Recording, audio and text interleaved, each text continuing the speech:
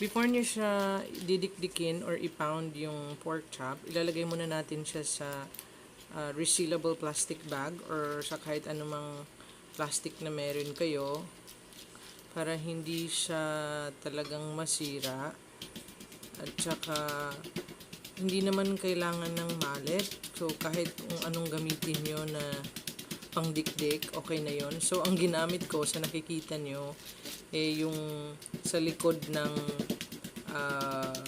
kutsilyo. So yun yung gamit ko na pangdikdik. So ang purpose kasi ng pagdikdik or pagpound ng meat is to tenderize the meat para magiging soft siya at magiging manipis and magiging flat. So pagkatapos nyong i-pound yung meat, sa nakikita nyo, hinihiwa ko yung fat part with the skin. Hinihiwa ko siya, yung fat part ng pork chop para hindi siya magka-curl or magka-curve pag fry. So ngayon magpe-prepare na tayo for coating. So una is yung all-purpose flour. So depende na kung gaano karami yung lulutuin niyo na pork chop. Tsaka lagyan natin ng salt, black pepper, at saka paprika powder. So guys, depende na po sa inyo kung gaano kadami yung measurement niya kasi depende naman ho sa dami din na pork chop na lulutuin nyo. So ako, dahil dalawa lang yung lulutuin ko, kaya 1 cup of all-purpose flour lang yung nilagay ko. Tapos, hahaluin natin. Then, in a separate bowl, so ilagay natin yung dalawang egg. Tsaka, i-whisk natin siya or i-beat.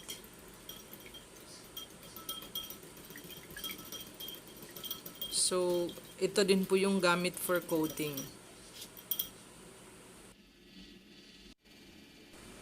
So, ngayon, ilalagay na po natin pa isa-isa yung pork chop. Una, dito sa flour mixture. So, i-coat natin siya.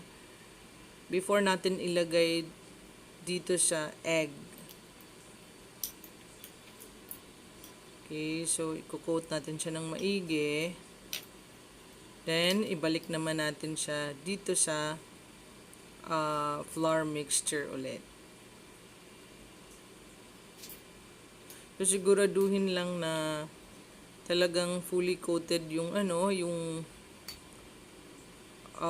yung pork chop.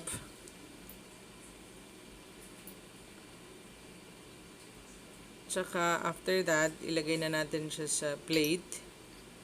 At maghintay tayo ng at least 15 minutes bago natin siya i-fry para talagang didikit yung breading sa meat.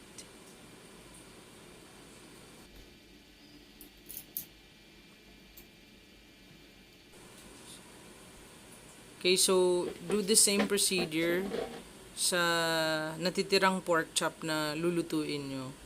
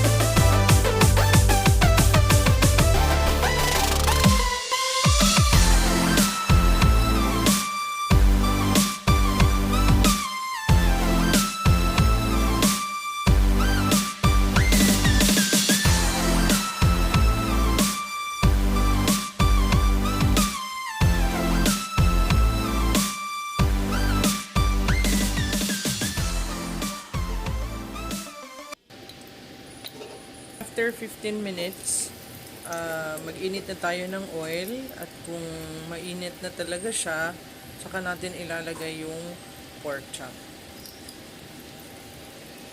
So, ipa-fry natin siya from side to side. So, after few minutes, sa isang side, so, ngayon, ita-turn naman natin siya sa kabilang side.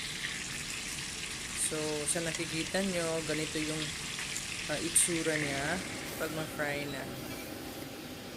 So, ngayon, magluluto na tayo ng gravy. So, una, mag-init ng oil. Then, ilagay ang all-purpose flour at haluin.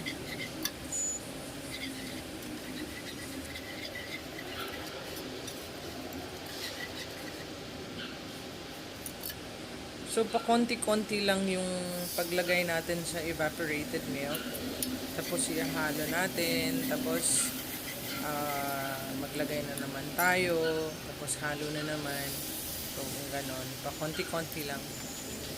At saka, huwag niyong kalimutan na maglagay ng water. So, depende na din sa consistency ng gusto nyo. At depende din po sa dami ng sauce na gusto nyo. So, sa akin, dahil dalawa lang naman yung part na niluto ko, so, sa nakikita nyo is konti lang siya. So, sa evaporated milk, isang maliit lang na can yung ginamit ko dito.